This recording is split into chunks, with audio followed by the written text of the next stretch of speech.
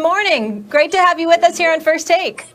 Thank you for having me. How's everybody this morning? We're great. Thank you for being on the show. We're all good. We're good. All right, Joe, you know where I'm starting. With the Niners, with the quarterback situation. So Niners GM John Lynch was asked about Jimmy Garoppolo, if he's healthy, does he have any doubt that he's the guy? And he said, zero doubt. At the same time, our Adam Schefter has told us 18 teams are looking at potentially changing their quarterback this offseason, which is just bonkers. What was your reaction to John Lynch's answer? I think you always have to be behind the players, and who knows what's going on behind the scenes. It's been tough for him staying healthy throughout the time he's been with the 49ers, and I think that becomes a concern if you can't keep him on the field. And I think it's a tough decision with the cap money that he has against him, and so I don't know. You just never know. I never knew they were trying to trade me, but I guess they were too. So you never know what's going on behind the scenes back there. Well, he's definitely won more than this year of games when he's been in the starting lineup. Clearly, durability is his issue. Is that, even though he's missed some games, he did take him to a Super Bowl the year before that. Is that enough? The concerns that they have right now that you believe they probably should move on because durability is such a question mark with him, even though he's still relatively young? My guess is they because of his age, they'll keep him. And they give him another chance at it. This is just my feeling. I stay away from down there. I stay away from football at this point. But I think like you said, Stephen, when he's in there, they've had pretty good success in winning, and I think they just try to keep him healthy and see what they can get from there. And if it continues along this way, then I would imagine they try to make a change, because it's hard to get any kind of consistency offensively without with moving quarterbacks around in and out, no matter what they say. It's hard to do. Joe, a couple things Molly left off the resume was not only were you 4-0 in the Super Bowl, but you threw 13 touchdowns to 0 interceptions in the Super Bowl. And unlike a lot of great players who simply remain themselves and great under pressure, you consistently got even better when the stakes were the highest. You were one of those clutch players, in fact, not just by reputation, of all time. And insofar as there was ever a consensus that there was a GOAT among quarterbacks before Brady, it was you. Joe Montana was the guy, it seems, that Tom Brady has now replaced as the consensus GOAT. How do you feel about that? Is there a GOAT in the NFL? Was it you? Has Brady replaced you? I think Tom has, taken his place on the top up there a long time ago. So he's had a tremendous career. It's fun to watch. And,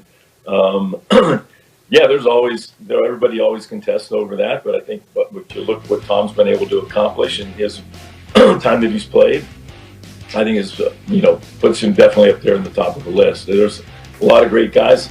As I said before me, even, you go back to Otto Graham, who won 10 or 11 championships. So, it's hard to compare them, but if you're looking at it, yeah, definitely Tom at that point.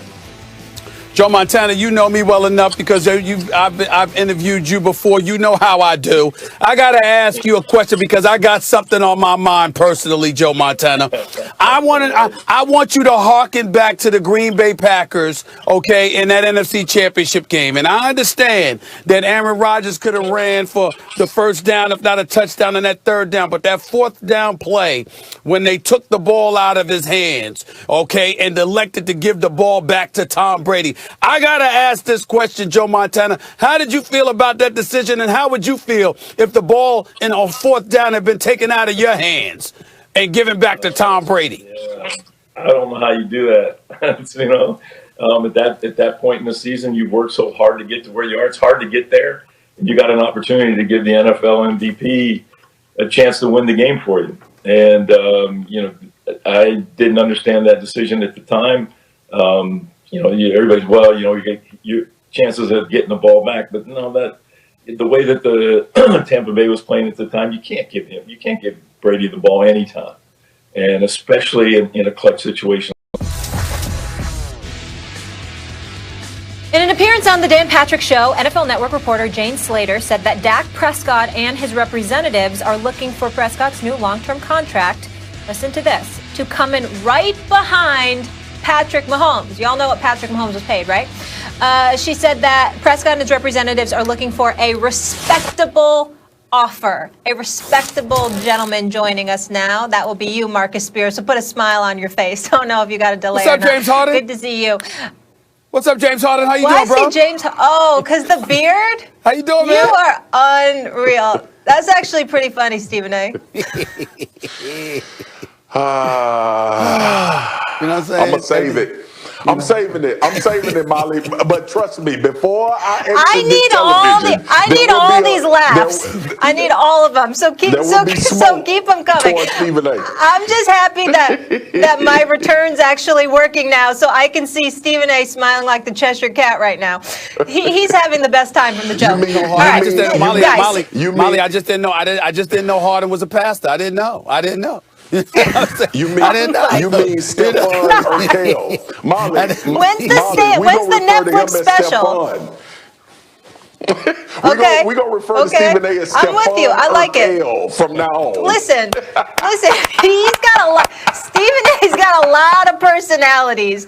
That's all I got to say. So I'm with Stephon. All right, guys. Big fan of Dak Prescott. I think he should get paid, all seriousness. Right behind Mahomes, according to what Jane Slater here said from NFL Network. Max, what do you think? Is Dak overplaying his hand?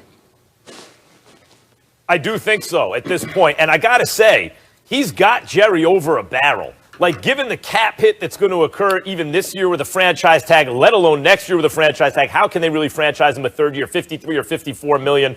Given all of that, he could get $40 million a year. But Mahomes signed a 10-year, the total value of the contract. Obviously, not all of that is guaranteed. The total value is like 10 years, $500 million.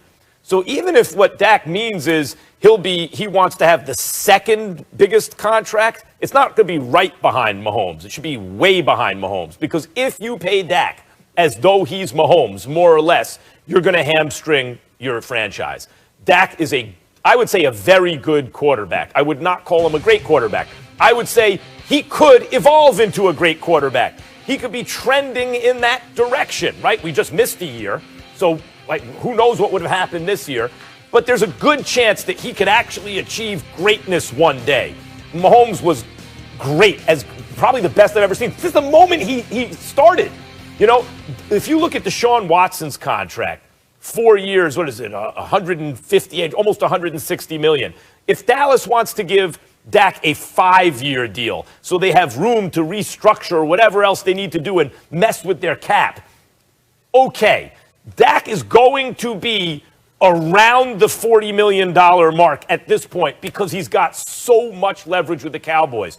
But if he's looking for more than that, and I don't think the Cowboys can give it to him and still think they're going to be competitive. This is not the same thing as Kansas City, where we have a Super Bowl dynasty maybe. We need to keep this dude. And by the way, they got him under market, really.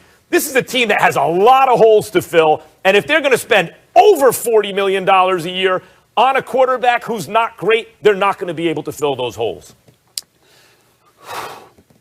We could talk about Dak overplaying his hand all we want to, and I'm not going to even refute that because I think when you talk about getting paid Patrick Mahomes money and you only got one playoff win on your resume and 2 playoff appearances, I don't think anybody could argue with that. What I could say in response to that, Max, is I don't give a damn.